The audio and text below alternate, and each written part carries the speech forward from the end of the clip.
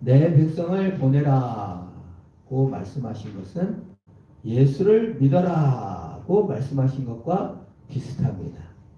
믿음을 갖는다는 것, 하나님을 믿고 다른 세계를 받아들인다는 것, 참 쉬운 일이 아닙니다. 믿음을 가져야죠.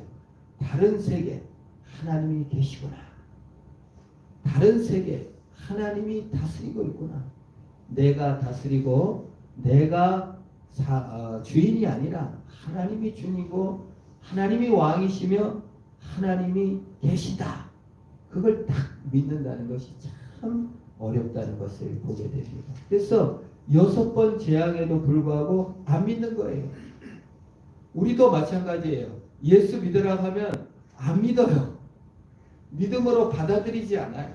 가장 중요한 것이 믿음인데 그 믿음을 갖기가 이렇게 힘든 것입니다. 그래서 오늘 내 백성을 보내라.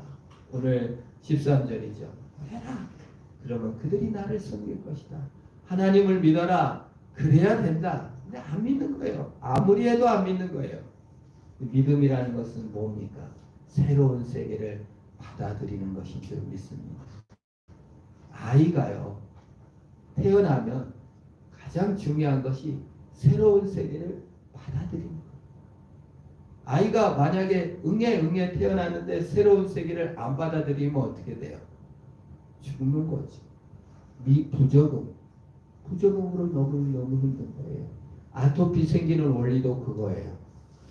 면역이 없어서 아토피가 생기는 거 아니라 아이들이 태어나면서 온 세상의 세균들을 싹 받아들이는, 그냥 그 엄마의 그 산고를 거치면서 자궁을 통과하면서 세상의 모든 바이러스들을 일시에 경험해서 받아들여야 되는데 그걸 못 받아들이는 체질, 면역이 너무 세가지고 아토피가 생긴다는 거예요. 받아들여야 돼요. 다른 세상을 받아들이지 못하면 성장을 못하는 거예요. 근데 아이들은요, 미국에서 태어나면 미국 말을 받아들여요. 한국에서 태어나면 한국말을 그냥 받아들이고, 저기 파푸아뉴기니아 선교사님 자녀들 어렸을 때 파푸아뉴기니아에 갔는데 그 원주민 말을 자기는 맨날 공부하고 갔는데도 떠듬떠듬인데 아이들은 그냥 파푸아뉴기니 그 문화를 받아들여가지고 원주민 말을 너무 잘한다는 거예요. 자기가 번역하려고 수십 년 배운 것보다 아이들이 더 잘한다. 그게 뭐예요? 어린이들은 그냥 다른 세계를 받아들이는 능력이 있어요. 자중심적이지만 그냥 문화도 받아들이고 언어도 받아들이고. 성경에 재미있는 말이 있어요. 마태복음 18장 3절입니다. 우리 한번 읽어봅니다. 시작. 이르시되 진실로 너희에게 이르노니 너희가 돌이켜 어린 아이들과 같이 되지 않으면 결탄코 천국에 들어가지 못하리라. 무슨 말씀이에요? 저는 이게 진리라고 생각해요. 어린이들은 하나님 나라를 받아들여요. 다른 세계를 받아들여요. 어린아이들은 엄마도 받아들이고 아빠도 받아들여요. 갓난아이나 어린아이들, 심지어 유괴범 있잖아요. 아이 때 유괴범을 만나면요, 유괴범마저도 받아들인대요. 그래서 그냥 따라간다. 유괴범인지도 잊어버리고 옛날 일 싹 잊어버린다. 나중에 생각날지 모르지만 유괴범조차도 받아들인다. 그러니까 하나님을 믿는다는 게 뭐예요? 더 나은 세상이 있다. 이걸 완전히 어린이처럼 받아들인다. 우리가 청소년기에 사춘기를 겪는 이유가 뭡니까? 성인 될 준비를, 성인이 되는 것을 받아들이지 못할 때 사춘기를 막 몸살을 앓는 거예요. 책임 있는 어른으로서 내가 뭘 해야 되며 왜 살아야 되는가의 질문을 받아들이지 못하면 성인 아이, 몸은 성인인데 마음은 계속 책임을 감당하지 못하고 상처받은 마음을 그대로 유지하는 거예요. 성인 될 준비, 새로운 세계, 어른의 세계를 받아들일 준비를 못합니다. 상처 때문에, 믿음의 불신 때문에 일 못하는 거예요. 그래서 어렸을 때 체험이 중요하다는 거예요. 엄마가 밥을 주고 대변 활동을 잘 해주고 사랑을 부음으로 세상은 믿을 만하구나. 그걸 받아들일 때 훨씬 더 건강하게 자랄 수 있다는 것이죠. 그걸 안 되면 자꾸 의심이 들어서 두렵고 무섭고 크는 것이 두려운 거죠. 그래서 피터팬 컴플렉스라고 해가지고 자라기를 멈추나야 돼요. 어른이 되기 싫은 거예요. 책임을 지기 싫은 거예요. 피터팬 보세요. 웬디 치맛바람. 언제 누나 같은 사람들만 따라다니면서 하는 그런 커지 않는, 자라지 않는, 책임을 지지 않는 그러한 상태로 계속 머무는 것이 뭐예요?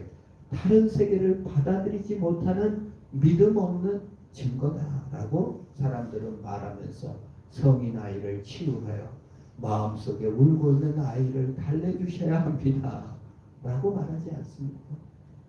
믿음입니다.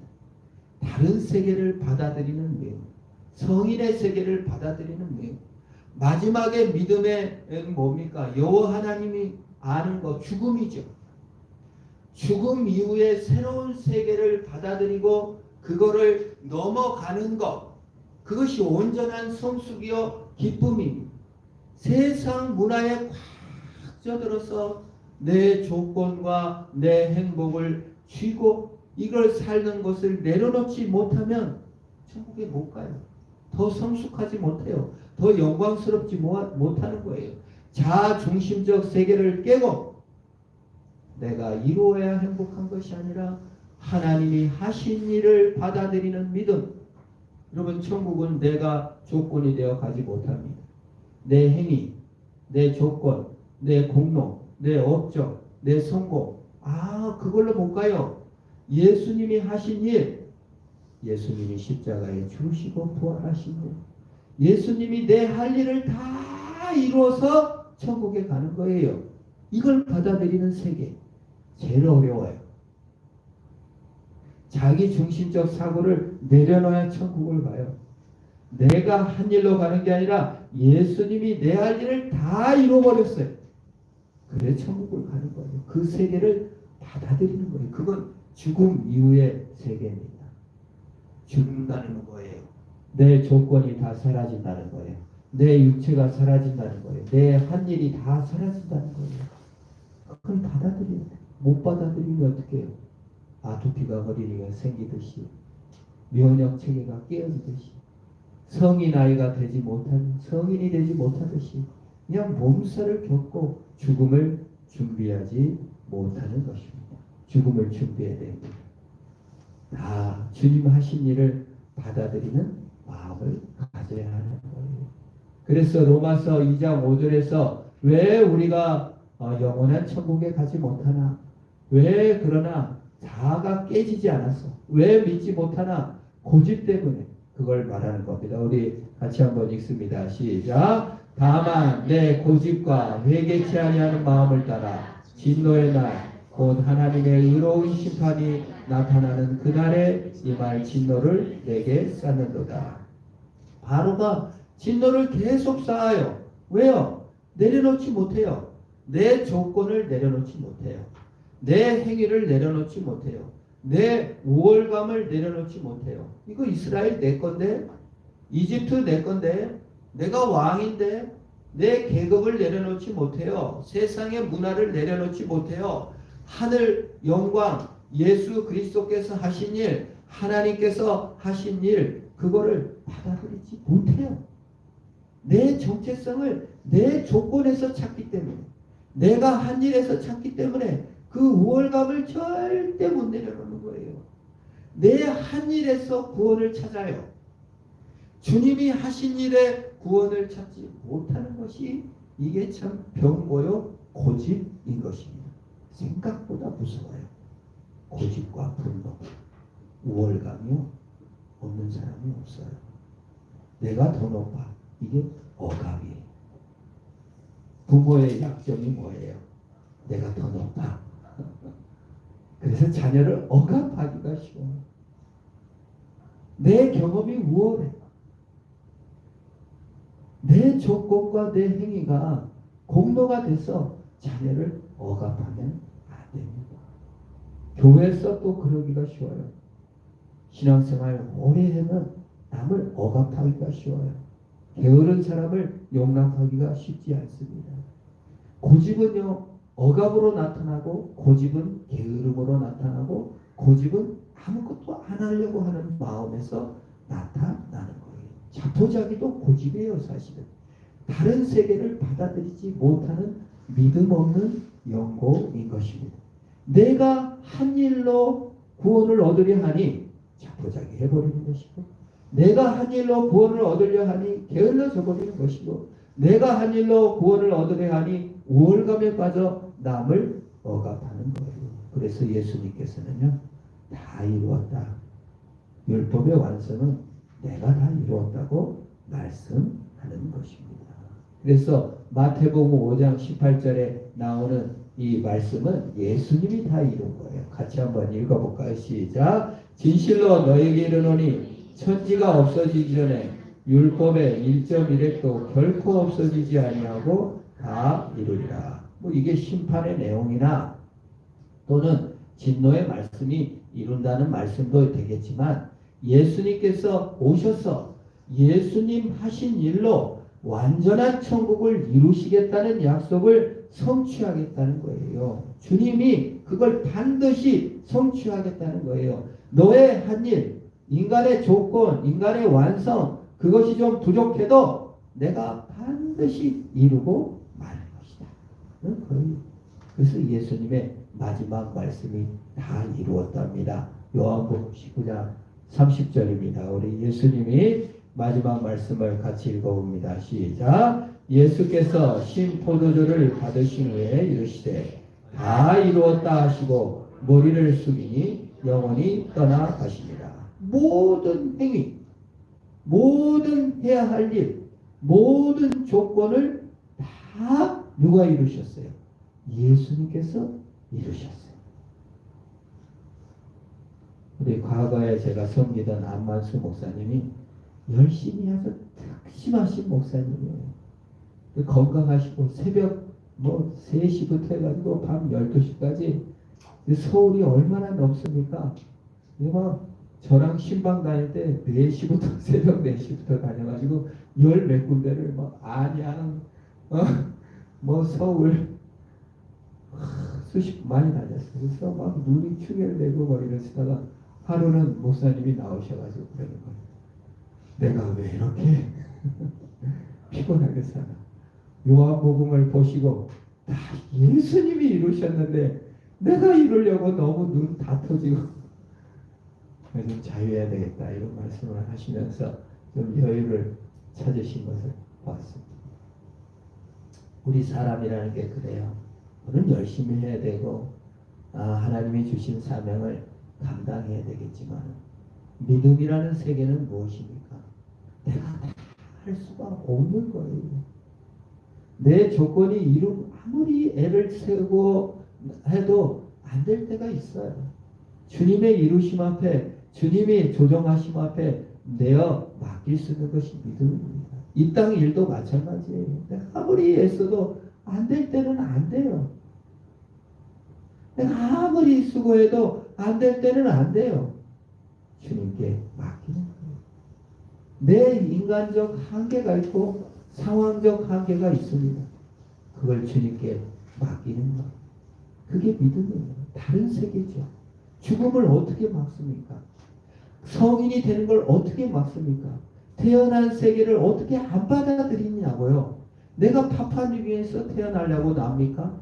한국에서 태어나려고 납니까? 이 가정에서 태어나려고 납니까? 받으셔야 돼요. 주님이 주신 상황으로 받으셔야 돼요. 새로운 세계를 받아야 돼요. 결혼한 사람들도 그 남자를 받아들이는 거예요. 그 여자를 받아들이는 거예요. 너무 개인 주권이 강조돼서 그냥 막 바꾸고 깨고 하는데 받아들이는 것이 믿음인 것입니다. 그래서 분노하고 억압하고 속상해하고 억울해하는 것은 사실 너무 믿음이 없는 거예요. 그 속에는 뭐예요? 내 생각에 이거 이루어져야 하나님이 살아계신 것 같은 거예요. 내 생각에는 이게 더 맞은 거예요. 내가 하나님보다 우월하다 생각할 수 있어요. 내가 다른 사람보다 우월하다 생각해요. 거기에 우리의 번뇌와 공고와 어려움이 있는 것입니다.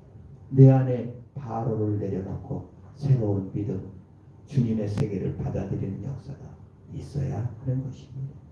그래서 그게 없으니까 일평생 뭐예요?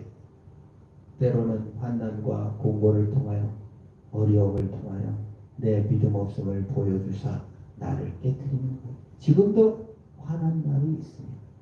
지금도 속상하고 남이 마음에 안 들고 미워지는 사람이 생기면 내가 얼마나 지금 내 행위와 내 공로를 의지하고 분노하고 있는가. 내가 믿음이 없구나. 주님을 받아들이지 못하고 있구나를 깨닫게 되는 것입니다. 그래서 사실 환난이나 공고나 핍박이나 위험이 사실 내 믿음을 날마다 점검해 주는 거예요. 핍박이, 공고가 믿음을 견고하게 해주는 거예요. 그것을 우리가 겪는 겁니다. 그래 바로에게 하나님께서 우박을 내리셨어요. 7번째 재앙을 통해서 내가 돌림병으로 15절이죠. 내가 손을 펴서 돌림병으로 너와 내 백성을 쳤다라면 내가 세상에 끊어졌을 것이다. 그렇게는 안 했다. 그리고 16절 내가 너를 세웠으면 나의 능력을 내게 보이고 내 이름이 온 천하에 전파되게 하려는 것이다. 라고 말씀하고 있는 거예요. 믿음은 제발 가져라. 증거를 이렇게 보여줄 테니까 믿음을 가져라. 라고 우리에게 말하고 있는 것입니다.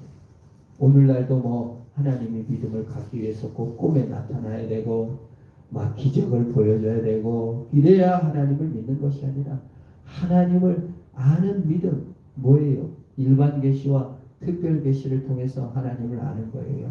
우리 유명한 목사님, 우리 한국교회 박윤성 목사님이라고 계세요. 어렸을 때 예수를 믿었는데 자꾸 의심이 생겨서 고민하고 기도하고 있는데 밖에 나가봐라. 그래서 밖에 나갔대. 그랬더니 숲에서 막 숲이 있고 물이 졸졸졸 강물을 보면서 그렇지. 이 자연 만물이 거저 생겼나. 그 믿음을 가졌다. 그리고 집에 와서 성경을 보는데 그렇지. 하나님의 특별 계신 성경이 하나님이 주셨지 하고 믿음을 가졌다는 거예요. 우리도 마찬가지예요. 하나님이 믿음을 갖게 하기 위해서 모든 것을 우리에게 주셨어요. 이성도 주시고 깨달음도 주셨어요. 근데 어떤 사람들은 꼭 밝혀서 믿어야 되는 거가 있어요. 그래서 그런 사람들을 위해서 하나님께서 신의 지문 50억 인구가 다 지문이 틀리잖아요. 그게 신의 지문. 하나님이 살아계시고 믿음을 갖게 하는 지문을 곳곳에 찍어 놓았다는 것입니다. 첫 번째가 뭐예요? 빅뱅이죠. 빅뱅을 보았을 때 많은 사람들이 믿음을 갖는다는 거예요. 스티븐 호킹 영국의 유명한 천문학자잖아요. 그가 말했어요. 빅뱅이 우연히 일어날 수는 없다. 나는 신의 존재를 믿을 수밖에 없다. 라고 하는 거예요. 시작이 있잖아요. 시간이 왜 시작했는지 아십니까? 공간이 왜 시작했는지 아십니까? 그 시작이 있는 것을 볼 때 믿음을 가질 수밖에 없어요. 그게 지금 한번 생각하면 생각할수록 믿음을 가질 수가 있어요. 어거스틴이 시간에 대해서 6권 책을 썼어요. C.S. 루이스가 시간에 대해서 묵상해요. 하나님을 더 깊이 알게 됐대요. 우리는 과거, 현재, 미래를 살잖아요. 하나님은 영원한 현재로 존재하시잖아요. 영원한 현재, 과거를 아시고 현재를 아시고 미래도 나를 영원히 아신다는 그 관념을 묵상하면서 믿음을 갖게 되는 거예요. 영원한 시작을, 영원에서 시작을 하시고 끝을 내시는 하나님, 그보다 위대한 믿음의 시작이 어디 있습니까? 저는 시작이 있다는 거가 참 믿음을 갖게 해요. 빅뱅, 진화론자, 무신론자도 그건 거절을 못해요. 빅뱅에서 어디서 나왔냐? 왜 갑자기 점이 폭발을 하느냐? 그 점은 어디서 나왔냐? 그 시작은 어디냐? 말을 못해요. 묻지도 못하게 해요. 그냥 폭발했다는 거예요. 그러나 우리 예수 믿는 사람들은 뭐라고 말합니까? 하나님이 시작하셨다. 예수님의 말씀이 이사야 40장 26절 우리 한번 읽어봅니다. 시작. 너희는 눈을 들어 높이 들어 누가 이 모든 것을 창조하였나 보라. 주께서는 수요대로 만상을 이끌어내시고 그들의 모든 이름을 부르시나니 그의 권세가 크고 그의 능력이 강함으로 하나도 빠짐이 없느니라 고 하셨어요. 누가 창조하셨대요? 우리 믿음의 근거가 무엇입니까? 하나님이 창조하셨다. 하나님이 시작하셨다. 요한계시록에도 창세기 1장 1절이 태초에 하나님이 천지를 창조하셨다고 했는데 그게 시작이죠. 요한계시록 21장 6절 우리 같이 읽습니다. 시작. 또 내게 말씀하시되 이루었도다. 나는 알파요 오메가요 처음과 마지막이라. 내가 생명수샘물을 목마른 자에게 값없이 주리니. 얼마나 위대한지 몰라요. 내가 다 이루었다. 내가 시작했고 내가 끝을 냈다. 여러분 우리 인생 내가 시작하고 내가 끝내는 거 아니에요. 내가 조건을 채우고 내가 조건을 이루어가는 게 아니에요. 행복의 조건을 내가 만드는 게 아니에요. 하나님이 하신 일을 받아들이는 거예요. 그래서 이렇게 말씀하시잖아요. 처음과 마지막이다. 생명수 샘물을 목마른 자에게 값없이 주겠다. 그게 뭐예요? 주님이 다 이루었다잖아요. 받으라잖아요. 시작이다. 만물을 볼 때 우리는 믿음을 가져야 됩니다. 우주를 볼 때, 자연 만물을 볼 때, 우주 만상을 볼 때 믿음을 가질 수가 있는 거예요. 학자들이 그래요. 은하계가 있고 팽창되는 우주, 지구과학을 배우잖아요. 은하계가 있고 뭐 지구와 같은 이런 태양계가 뭐 수조계가 있고 뭐 말이 많습니다. 근데 그 학자들, 과학자들이 이게 우주가 있으려면 16개의 상수가 일치해야 된다는 거예요. 원소의 질량, 변하지 않는 상수, 핵의 능력, 또 중력, 원자력, 중력상수, 빛의 속도 이런 것이 일치돼야 된다는 거예요. 상수가. 이 은하에서는 빛의 속도가 막 빠르고 저 은하에서는 빛이 느리다든지 여기서는 중력이 뭐 이건데 저기서는 막 틀리다든지 또 뭐 핵력이 틀리다든지 원자나 탄소의 이런 중성자 이런 중량 상수가 틀리면 안 된다는 거예요. 이 여러 가지 상수가 1억 분의 1 아니 수억 분의 1이라도 조금 하면 은하나 이러한 생명이 발생할 수가 없다라고 학자들이 얘기를 해요. 1000억 분의 1이라도 만큼의 상수가 틀려도 발생할 수가 없다는 거예요. 그 은하가 존재할 수 없다는 거예요. 그 신비, 신의 지문이라고 말할 수밖에 없대요, 학자들. 또 우리가 이걸 볼 때, 여러분 밖에 나가서 우주를 볼 때, 저 만물을 볼 때, 아이고, 그냥 얼마나 놀라운지를 우리는 알 수가 있다는 거예요. 하나님의 위대한 비밀이 그 속에 있는 겁니다. 자연계의 법칙을 봐도 얼마나 위대한지 몰라요. 규칙성, 우리 아래서 흐르고 태양이 오늘 낯이 있으면 내일 또 낯이 되고 밤은 밤에게 말을 한다 그랬어요. 두두스 동아리가 와서 날은 날에게 말하고 밤은 밤에게 말한다. 시편 19편이잖아요. 우리 시편 19편 1절에서 4절까지 한번 읽어봅니다. 시작. 하늘이 하나님의 영광을 선포하고 궁창이 그 손으로 하신 일을 나타내는도다. 날은 날에게 말하고 밤은 밤에게 지식을 전하니 언어도 없고 말씀도 없으며 들리는 소리도 없으나 그의 소리가 온 땅에 통하고 그의 말씀이 세상 끝까지 이르도다. 하나님이 해를 위하여 하늘의 장막을 베푸셨도다. 얼마나 멋진 말이에요. 날은 날에게 말한대요.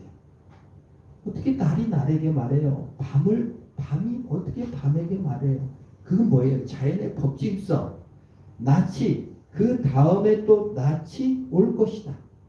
밤이 그 다음 밤이 올 것이다. 지구가 자전을 추구해서 돌고 봄, 여름, 가을, 겨울이 올 것이다.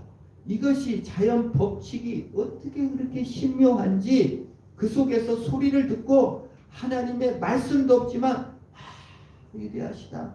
정말 이 세계가 위대하다. 하나님이 지으신지를 알게 된다는 거예요. 관성, 작용과 반작용이 법칙. 얼음 오는 것만 해도 얼마나 은혜로워요. 그 물을 생각하면 은혜가 돼요. 얼음 온 걸 보면서 이런 생각이, 물고기들이 이렇게 모든 물체는 액체로 있다가 고체가 되면 무거워져서 밑으로 가는데 물만 액체에서 고체가 되면 떠올라. 가벼워져가지고. 너무 신기하잖아요. 그래서 겨울에 아무리 얼음이어도 물고기들이 물속에서 한 마리도 안 죽어요. 너무 신기해요. 자연의 규칙성을 주신 하나님. 이걸 볼 때 정말 하나님이 살아계십니다. 그 태양을 중심으로 지구가 돈다고 하지만 은하계와 태양계도 이렇게 길을 따라 장막을 따라 돈다는 거예요. 정말 하나님께서 이런 말씀하셨잖아요. 너희들이 믿지 아니하냐? 이 돌들이 일어나 아브라함 후손이 될 것이다. 화석의 증거가, 우주의 증거가, 온 자연계의 법칙이 하나님 살아계심을 우리에게 보여주는 것이에요. 뿐만 아니라 우리 개인적으로도 보면 아름다움을 느끼잖아요. 일본 유학생 김수현 씨가 그 전철에 떨어진 노인은 이제 살만큼 살았으니까 죽어도 되는데 뛰어 들어가서 그 노인을 구하고 자기는 대신 죽었죠. 일본인들이 충격을 받고 참 아름답다. 정말 생전에 아무런 보탬도 안 되는 더 아름다운 일을 보았습니다. 번스타인이라는 그 이상한 사람은 베토벤의 음악을 듣고 이거는 신의 소리다. 너무 아름다움을 느껴가지고 막 눈물을 흘렸다는 거예요. 평소에는 무신론 같은 소리를 많이 했는데 인간이 아름다움을 느껴요. 생존하고는 아무 관련도 없는 희생을 해요. 뭐 리차드 도킨스 같은 이런 무신론자, 진화론자, 정말 만들어진 신 하나님은 인간이 생존을 위해서 만들었을 뿐이라고 주장하는 사람들조차도 음악을 듣고 신의 재능입니다. 이런 소리를 한다는 거예요. 얼마나 아름다움을 느끼는 것이 신비로운 겁니까? 정말 추함을 볼 줄 아는 것이 얼마나 신비로운 겁니까? 진화론은 그냥 강한 자가 약한 자를 잡아먹고 먹을 것이나 먹을 때 그냥 만족하는 것인데 추상 작가를 보면서 막 1000억짜리입니다. 막 이러고 아름다움을 느끼잖아요. 아름다움을 보는 거 하나님의 기적입니다. 시편 8편 1절입니다. 우리 같이 한번 읽을까요? 시작. 여호와 우리 주여 주 이름이 온 땅에 어찌 그리 아름다운지요. 주의 영광이 하늘을 덮었나이다. 여러분 세상에 아름다운 줄 믿으시기를 바랍니다. 아름다움 중에 아름다움이 뭐예요? 하나님 아는 아름다움이죠. 시편 27편 4절입니다. 같이 한번 읽습니다. 시작. 내가 여호와께 바라는 한 가지 일 그것을 구하리니 곧 내가 내 평생에 여호와 집에 살면서 여호와의 아름다움을 바라보며 그의 성전에서 사모하는 그것이다. 예수님의 구원의 아름다움을 보는 저와 여러분 되기를 축원합니다. 그보다 더 아름다운 건 없어요. 참 아름다운 것. 그 아름다운 일에 투신하고 아름다움을 알아주고 내가 예수 믿는 것이 진짜 아름답고 복되고 귀하고 선 중에 선. 아름답다는 것은 선하다는 거예요. 선 중에 선. 새로운 세계를 받아들이고 믿음을 사는 아름다움 중에 아름다움 예수를 따라가는 길이다. 그 아름다움을 펼치는 것이 믿음의 세계예요. 며칠 전에 그 아내 친구 중학교 1학년 때부터 친구 똑같이 사모가 됐어요. 둘이 엄청 친해. 또 남편도 똑같이 목사야. 그래서 수시로 교제하는데 그 목사님이 이제 합신대학원 총장님이 되셨다고 여기를 방문한 거예요. 근데 이제 그 사진 뭘 보여주는데 커피를 보여주면 커피. 여기서 뭐 100원인지 1000원인지 주고 샀대. 근데 이제 그 커피 그 판매하는 사람이 요거 7년 키워야 열매 맺습니다. 그랬다. 근데 이 목사님이 그 식물을 사랑하는 게 이걸 해마다 사랑하게 하고 아침마다 뽀뽀를 해주고 엄청 정성스럽게 키웠다는 거예요. 그런데 목사님 이거 2년 반 만에 꽃 피고 열매 맺었어요 하면서 그걸 사진으로 보여줘. 그래서 커피 꽃핀 거랑 커피 열매가 빨간색으로 이렇게 핀 걸 보여주면서 이렇게 피조물들이 내 뽀뽀를 받고 반절 줄여가지고 열매를 맺었다면서 막 설명을 한다고. 큰 은혜를 받았어요. 정말 이게 예수 믿는 세계의 즐거움이구나. 하나님의 세계를 받아들인 자의 즐거움이구나. 온 세상이 하나님이 지으신 것을 알고 믿음으로 나가면 죄를 이겨나고 슬픔을 이기고 괴로움을 이기고 피조물들을 즐거워할 수 있겠구나 라는 생각이 듭니다. 우리의 자녀들이 커피나무보다 얼마나 귀합니까? 아이고 이쁘다. 우리의 자연환경, 우리의 직장, 우리의 일터가 커피나무보다 얼마나 귀합니까? 아름답다, 귀하다, 즐겁다, 이쁘다 격려해주는 저와 여러분 되어야 될 줄로 믿습니다. 직장생활도 마찬가지야. 아이고 지겨워가 아니라 받아들이세요. 거기 사는 사람도 있잖아요. 정말 문제거리도 축복하고 감사해 보세요. 그게 우리 신자가 달려가야 할 힘인 것입니다. 하나님의 아름다움을 발견하면 이 아름다움, 하나님이 주신 권위, 하나님이 나를 세우셔서 이집트 왕이 되게 하셔서 하나님 나라가 있게 하시구나 하고 받아들이면 되잖아요. 그냥 내 조건, 내 상황에 맞춰야 되니까 너무 힘든 거예요. 자기도 힘들고 남도 힘들고 나도 망가지고 남도 망가지고 불과 우박이 내려가지고 온 이집트가 타고 그걸 그냥 또 하나님이 그 짐승들 사람들 그 우박 올 거니까 피해라. 에이 하고 또 거기 가서 맞아 죽고 듣던 사람은 살잖아. 하나님이 주신 세계의 고센 땅은 그냥 불이 안 오잖아요.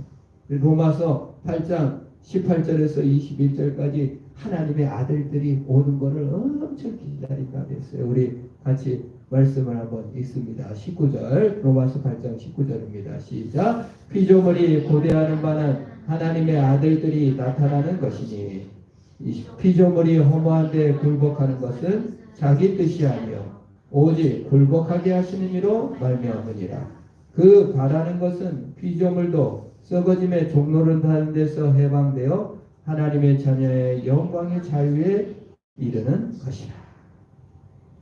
피조물들이 온 우주 만물들이 온 사람들이 직장에 우리 사람들이 직장에 만나는 사람들이 그 피조물들이 인상을 쓰고 악을 쓰면서 하나님 아들들이 좀 나타나가지고 이 계급사회 이 찌들은 사회 행복의 조건 성공 이런 거에 너무 찌들이고 억압받는 데서 좀 해방되고 싶대요. 하나님의 아들들이 나타나가지고 야 이거 계급 같지만 계급 아니야. 하나님이 주신 자유야. 일하느라고 고통스러우면서 괴로워하는 사람들에게 하나님의 아들들이 나타나서 아이고 커피나무야 어쩜 그렇게 예쁘니. 아유 있는 것 자체로 너무 예쁘구나. 하나님의 아들들이 나타나서 죄에서 자유로운 자유를 주라 그 말이. 이것도 못했냐 이것도 못했냐 들을 수가 언제냐. 이게 세상 가치 기준으로 온 사람들을 보니까 억압당하고 계급해서 차별해당하고 찌들고 썩어짐의 종노릇해서 죄의 종노릇하고 물질의 종노릇하고 성공의 종노릇하고 쾌락의 종노릇하고 노예가 돼서 사는 사람들에게 해방되어 하나님의 자유의 영광의 자유. 내가 그걸 누리냐 그 말이야. 내가 돈 없으면 안 됩니까? 내가 성공 없으면 안 됩니까? 내가 꼭 그거 차지해야 됩니까? 그 조건 없으면 안 되는 게 아니라 아름다운 믿음의 세계, 죽음보다 더 강한 하나님의 사랑의 자유, 그걸 누리고 살라. 그리고 그걸 전해. 아이고 이쁘다, 더 이쁘구나, 괜찮아. 별거 없어도 너무 하나님 너를 사랑하시고 너를 위해 대신 죽으셨어. 이제 썩어짐의 종로를 그만하자. 그게 자유입니다. 그게 믿음입니다.